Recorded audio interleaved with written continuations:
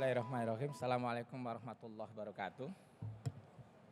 Selamat pagi dan salam sejahtera untuk kita semua. Yang kami hormati Bapak Kepala Badan, Pak Dr.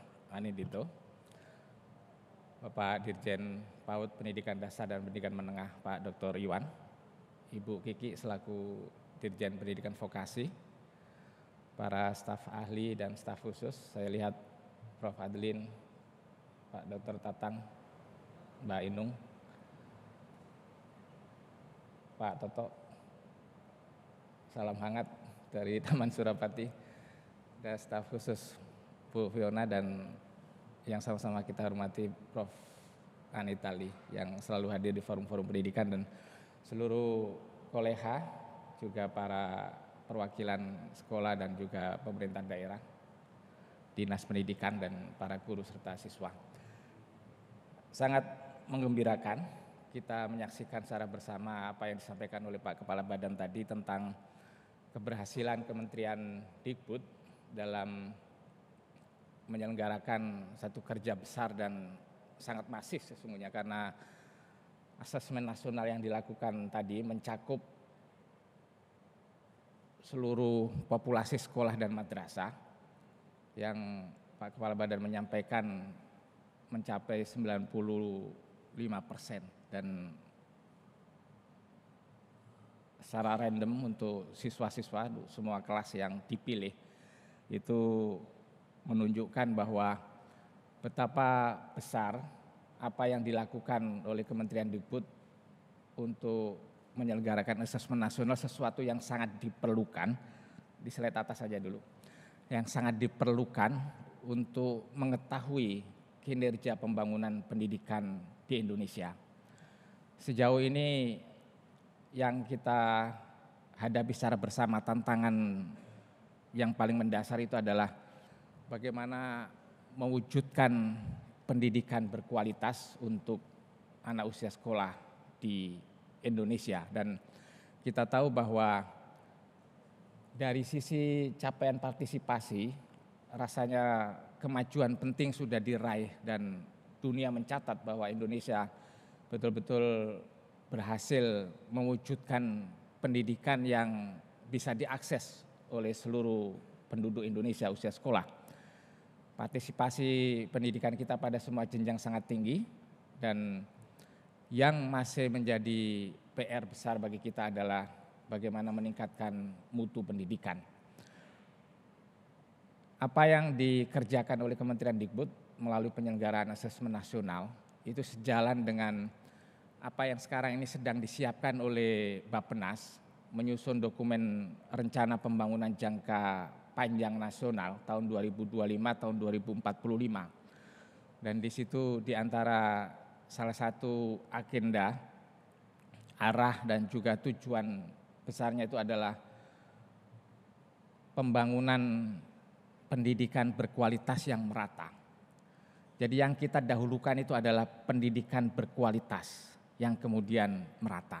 Kita masih menyadari sepenuhnya bahwa pemerataan masih tetap harus dijaga, tapi kita tidak boleh hanya fokus pada pemerataan semata, tapi juga harus menggeser perhatian kita pada kualitas.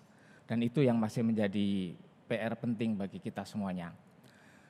Bersyukur bahwa asesmen nasional sudah dikerjakan, dan sejauh ini karena ukuran kualitas pembangunan kualitas pendidikan di setiap negara itu harus juga merujuk pada pencapaian negara-negara yang lain juga, supaya kita tahu sebagai bangsa, sebagai negara, kinerja pembangunan pendidikan di Indonesia itu sampai di mana.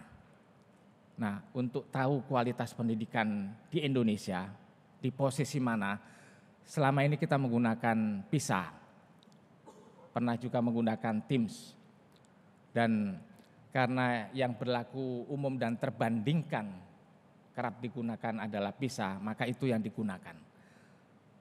PISA dilaksanakan 3 tahun sekali, dan mungkin ke depan akan lebih lama lagi 4 tahun sekali. Maka kita tidak bisa hanya bertumpu pada PISA semata. kita menggunakan PISA dan itu disebut juga dituliskan di dalam RPJMN dan tetap dituliskan di dalam salah satu indikator di dalam RPJPN adalah PISA, karena supaya kita tahu letak keterbandingannya capaian Indonesia di antara negara-negara di dunia. Tapi kita juga perlu merujuk pada apa yang kita bisa lakukan sendiri, metodologi untuk melakukan assessment, dan hari ini kita saksikan yang disampaikan oleh Pak Kepala Badan tadi. Ini sebagai ringkasan dan petikan saja, kami berbahagia karena selain mengukur tentang kecakapan fondasi, kecakapan mendasar, foundational skills, literasi membaca dan numerasi, itu adalah kecakapan elementer yang mestinya dipunya oleh setiap siswa. Dan assessment itu untuk menunjukkan bahwa apakah proses pembelajaran itu membuahkan hasil yang baik dan bagaimana variasi capaian para siswa setelah menempuh proses pembelajaran itu. Jadi student learning outcomes atau academic achievement itu harus bisa diukur. Kita boleh merujuk pada Piaget, kita boleh merujuk pada taxonomy of learning Benjamin Bloom. Itu standar ukuran kita dan terjemahannya saya kira secara sangat tepat dilakukan melalui asesmen nasional ini dan gambarannya kita sudah mengetahui secara keseluruhan. Apalagi ditambah dengan survei karakter dan juga lingkungan sekolah yang mendukung bagi upaya kita membangun satu ekosistem pembelajaran yang kondusif supaya anak bisa menempuh pembelajaran secara menyenangkan.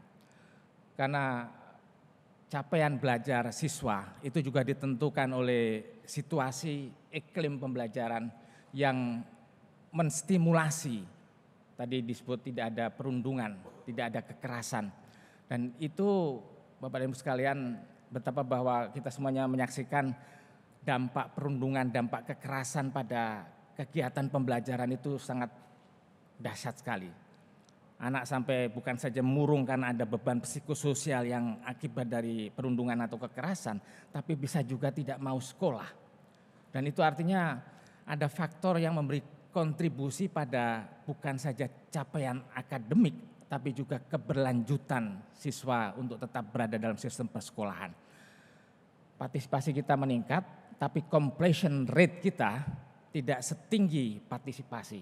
Untuk sekolah menengah saja 85%, tapi completion rate-nya 65%. Di antara yang memberi kontribusi selain soal kemampuan bertahan di dalam sistem persekolahan, itu juga lingkungan pembelajaran yang mendukung ataukah tidak, ekosistemnya yang kondusif apa tidak untuk proses belajar mengajar. Bapak dan Ibu sekalian, di antara yang selama ini saya tidak ingin mengatakan hilang, tapi makin melemah itu adalah critical thinking dan analytical skills. Dan itu semuanya adalah ukurannya pada literasi membaca dan juga numerasi. Kita tidak mungkin memperkuat critical thinking dan juga analytical skills tanpa kemampuan para guru untuk memberi stimulasi bagi proses tumbuh berkembangnya kecakapan, kecerdasan kognitif para siswa yang dicerminkan pada kemampuan dalam hal literasi membaca dan numerasi. Kami bersyukur bahwa di slide berikutnya, karena sedemikian penting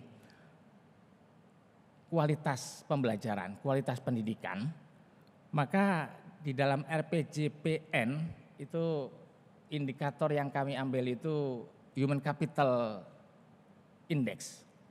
Kita tahu bahwa Human Capital Index itu di antara yang komponenannya adalah pendidikan, ada kesehatan, ada survival. Di antara yang berhubungan langsung adalah kesehatan menyumbang, ini ada stunting, isu stunting dan kaitannya kalau anak yang gagal tumbuh kembang itu juga akan punya pengaruh pada kemampuan dalam mengikuti pembelajaran dalam sistem persekolahan, di sistem pendidikan. Dan anak yang terkena stunting, yang tidak bisa diperbaiki, yang tidak bisa diatasi sejak awal terkena stunting, itu kerusakannya bersifat permanen dan punya pengaruh besar. Ada salah satu indikator yang meletakkan hubungan langsung antara kejadian stunting yang dialami oleh setiap siswa, setiap anak usia sekolah pada bawah umur 5 tahun, dan kemudian kecakapan hasil pembelajaran selama mengikuti pendidikan. Nah, pada pendidikan selain rata-rata lama sekolah ada harmonized test score, yang sekali lagi kalau kita merujuk pada pengalaman global itu adalah kombinasi antara standar penilaian yang berlaku di negara yang bersangkutan. Selain PISA, tapi juga ada beberapa negara menggunakan asesmen domestik, dan dalam konteks inilah maka menjadi penting Indonesia punya asesmen domestik yang kita sebut sebagai asesmen nasional itu, yang nanti akan punya pengaruh dan akan sangat membantu kita semuanya. Dan kami di Bappenas, asesmen nasional itu diletakkan dalam konteks ukuran pencapaian kinerja pembangunan nasional dan juga pembangunan daerah. Yang tadi oleh Bapak Kepala Badan menyebutkan bahwa itu juga yang harus menjadi rujukan bagi para kepala daerah, dinas pendidikan di masing-masing kabupaten dan kota untuk memastikan bahwa apa sesungguhnya investasi yang harus diberikan dan fokus pada upaya untuk meningkatkan kualitas pembelajaran itu. Di slide berikut, kami bersyukur bahwa tadi ketersediaan datanya sangat lengkap dan ketercakupannya juga menyeluruh, dan aspek-aspek yang diukur itu betul-betul aspek yang sangat mendasar, yang itu menjadi bagian kunci bagi setiap siswa untuk melakukan eksplorasi terhadap dan mengembangkan potensi dan bakatnya. Literasi dan numerasi. Literasi itu adalah jendela setiap siswa untuk mengakses ke pengetahuan yang lebih luas. Dan juga numerasi adalah kecakapan yang memungkinkan untuk mengasah logika dan juga cognitive skills, yang sekali lagi itu adalah juga menjadi faktor yang menyumbang besar bagi setiap siswa untuk bisa berkreasi secara lebih optimal. Nah, untuk konteks daerah, ini acuan sinkronisasi perencanaan pusat dan daerah, dan kami ingin memastikan juga bahwa karena yang diambil asesmen capaian kinerja pendidikan secara nasional itu adalah PISA, maka bagaimana mengurutkannya ke capaian di tingkat daerah. Dan itu nanti akan kami menggunakan sebagai asesmen ini sebagai proxy indicators yang melengkapi PISA untuk kemudian supaya kita tahu betul bahwa kinerja di masing-masing daerah itu seperti apa. Bapak sekalian, menjadi penting bagi kita semuanya di slide terakhir ini kira-kira cara kami untuk mengurutkan. Jadi di dokumen RPJPN kami menggunakan PISA, yang sekali lagi ini supaya tadi kita tahu bahwa Indonesia di antara negara-negara dunia, di antara negara-negara OECD countries, apakah bisa bergeser ini yang slide terakhir, itu posisinya di mana. Jadi hasil pembelajaran kita menggunakan rata-rata nilai PISA, dan target di tahun 2045 dengan baseline tahun 2025 itu sebagai proyeksi gitu. Dan tahun 2045 itu sesungguhnya adalah rata-rata OECD tahun sekarang. Coba kita membayangkannya. Kalau kita semuanya tahu di mana PISA Indonesia sekarang itu semuanya di bawah 400, 397, 396 dan 393 atau berapa gitu. Nah, nanti kita berharap bahwa 20 tahun ke depan, 20 atau 23 tahun ke depan itu sekurang-kurangnya adalah setara dengan negara-negara OECD. Bapak Ibu sekalian, untuk kemudian bagaimana cara kita merunut sampai ke provinsi dan daerah, karena kami diminta juga untuk supaya indikator-indikator yang ada di RPJPN itu juga nanti harus diadopsi di dalam RPJMD dan juga RPJPD. Nah, indikator yang kemudian kami ambil adalah kami petik dari asesmen nasional. Yang itu ketersediaan data per kabupaten kota ada, bahkan juga persatuan pendidikan. Dan sekaligus ini juga menunjuk cara kita untuk bisa mengukur kinerja pemerintah daerah dengan melihat capaian yang bisa dimonitor dari tahun ke tahun secara periodik gitu. Bapak Ibu sekalian, pada bagian terakhir saya ingin mengatakan bahwa setiap hasil pembelajaran pasti dipengaruhi oleh faktor-faktor kunci. Tersediakah sumber pembelajaran yang baik? Apakah terbangun ekosistem yang mendukung bagi pembelajaran tadi? Dan yang tak kalah penting adalah guru-guru yang berkualitas. Nah, guru-guru yang berkualitas sekurang-kurangnya harus menguasai dua hal, subject content knowledge dan juga pedagogical skills. Kita tidak mungkin berharap dan tidak bisa berharap membuahkan hasil pembelajaran yang tinggi jika kita tidak bisa menyediakan guru-guru yang berkualitas dengan kemampuan penguasaan mata pelajaran yang bagus, sekaligus juga kecakapan dalam hal pedagogi yang baik pula. Billahi taufiq wal hidayah. Assalamualaikum warahmatullahi wabarakatuh.